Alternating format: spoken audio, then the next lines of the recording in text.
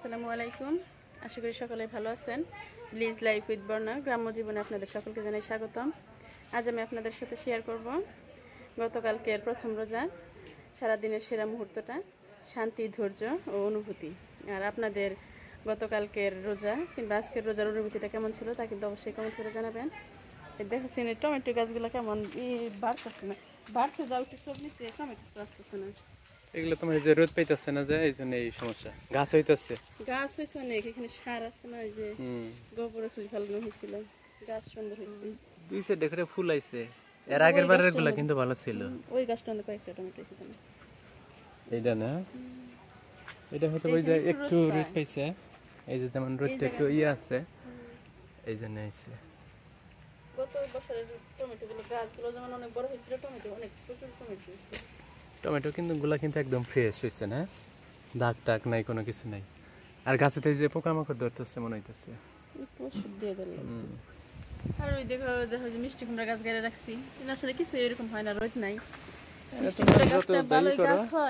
রোদ ছাড়া এখানে আর কিছু হবে না। শাক খাইছি কয়দিন, মিষ্টি কুমড়া কয়েকটা আসলো, তাই যে ভোমরাটা ভাই মইরা জায়গা।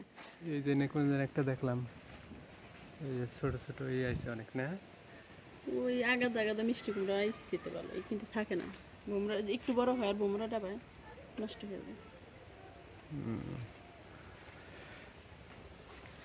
আর দেখা যায় যে এমনি যে দিনগুলা তার থেকে কিন্তু রোজার দিনগুলো একটু আলাদাই হয়।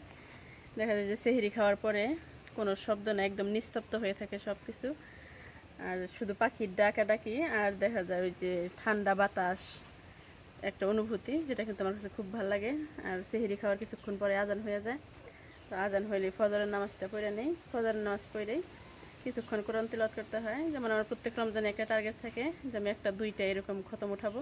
তো এই রমজানে আমার টার্গেট আছে যে আপাতত 2টা খতম উঠাবো। যেমন সকালবেলা আমি 1 পারা পড়ে ফেলাইছি, কাজকর্ম পড়ে সেরা, তারপর আবার দুপুরে একটু নামাজ পড়ে সেরা পড়বো, আবার সন্ধ্যা মাগরিবের পরে পড়লে আবার 1 পারা উঠাইলে দেখা যায় দিন যদি 2 পারা করে উঠে তাহলে কিন্তু আমার রমজানে 2টা খতম ইনশাল্লাহ উঠবে। আর তারপরে দেখা যায় যে হয়তো একটু শুই, সে একটু বিশ্রাম নিয়ে সকালবেলা তারপরে আবার বিভিন্ন ধরনের কাজকর্ম থাকে, বাচ্চারা মাদ্রাসায় চলে যায়। তো সকালবেলার এরকম শান্তিটা দিয়েই আমার শুরু হয় সকালবেলা। আর রোজার দিন বলতে পুরো দিনটাই কিন্তু আমার কাছে খুব ভালো লাগে। দেখো এই যে গাছে কি সুন্দর একটা থোড় আইছে, এই থোড়টা অনেক বড় হয়েছিল। আর এই যে ওই কাল প্রথম রোজার দিন যে আমরা কলাটা কাটলাম, ওই কলা গাছের যে মাঝখানে ক্যান্সারটা থাকে, আর এই থোড়টা দিয়ে একদিন একটা রেসিপি করান যাবো। আর দেখা যায় যে এখন দুপুরবেলা, আর কালকে যেহেতু প্রথম রোজা গেছে, দেখা যায় কালকের আগের দিন পর্যন্ত আমরা খাবার খাইছি। তো দেখা যায় যে দুপুরবেলা ওই টাইমটা আসলে খিদার একটা অনুভূতি হয়, যে খিদা লেগে যায়। আর এখন ভাবছিলাম যে এই রমজানটা মনে হয় শীতেই কাটবে, শুধু রাত্রে একটু শীত করে।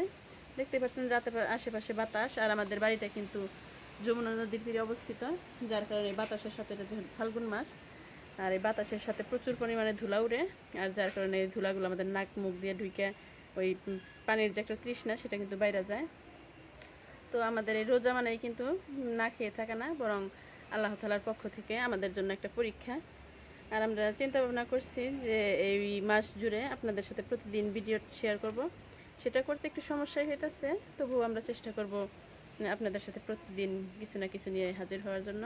তো যেমন কালকে আপনারা একটা ইফতারির ভিডিও দেখছেন, তো ওইটা কিন্তু কালকে ইফতারির পর্যন্ত আপনাদের ভাইয়া ভিডিও কইরা, আবার ওইটা দেখা যায় যে সন্ধ্যার পরে বসে নামাজ শেষে ওটা এডিটিং করে কাইটা কুইটা কাজ করে আবার পোস্ট দিছে। আবার 7টা সাড়ে 7টার সময় ইশার আজান হবে, তারাবিও পড়তে যায়।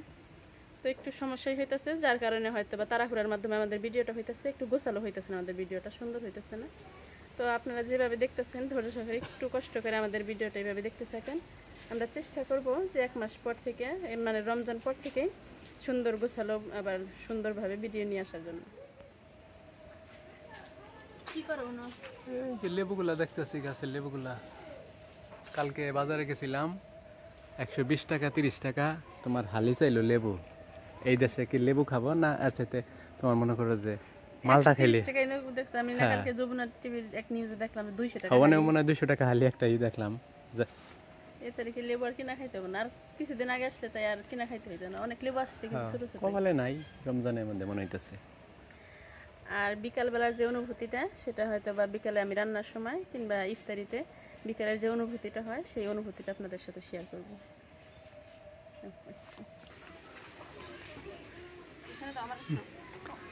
আনারস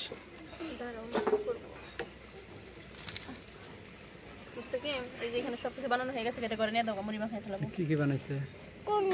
বেগুনি, আলুর চপ, বুট বড়া। কবির কাছে নিয়ে যাও। হ্যাঁ, দেখা যায় যে বিকালে রান্না বান্না সব, ইফতারি সেহেরি সমস্ত রান্না বান্না করা শেষ। আর রোজা রেখে কিন্তু ইফতারির জন্য সেহেরির জন্য রান্না করার একটা অনুভূতি একটা অন্যরকম। আর বসে বসে রান্না করি বিকালবেলা, আর মাগরিবের আজানের অপেক্ষায় থাকি যে কখন মাগরিবের নামাজের আজান দিবে।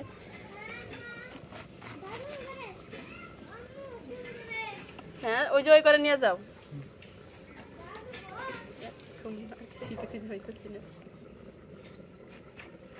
সারাদিন রোজা রেখে যে খিদার ভাবটা হয়, পানি তৃষ্ণা লাগে, তো সেটা দেখা যায় যে বিকেলের সময় আসলে ভাবতে থাকি যে আর একটু পরে মাগরিবের আজান হয়ে যাবে।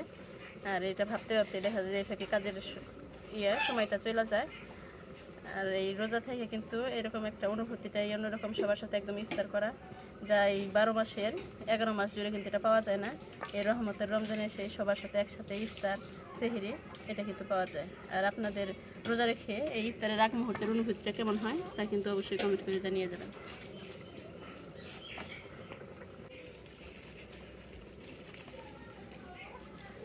দেখা যায় ইফতারির সমস্ত আয়োজন হয়ে গেছে। আপনাদের ভাই আজকে হাটের দিন, হাট থেকে আনারসগুলো কিনে নিয়ে আসছে, তো এগুলো এখন ইফতারির জন্য কাটি নিতেছি। আনারসগুলো কত টাকা নিল 4টা আনারস? 4টা তোমার হলো 50 টাকা। ছোট ছোট তো এই জন্য ভালোই হয়েছে, খারাপ হয়নি। ভিডিওটি যদি ভালো লেগে থাকে লাইক কমেন্ট ও বন্ধুদের সাথে শেয়ার করতে ভুলবেন না। আমাদের চ্যানেলটি এখনও যারা সাবস্ক্রাইব করেননি অবশ্যই সাবস্ক্রাইব করবেন। পরবর্তী ভিডিওতে আবার দেখা হবে। সে পর্যন্ত সবাই ভালো থাকুন, সুস্থ থাকুন। আল্লাহ হাফেজ।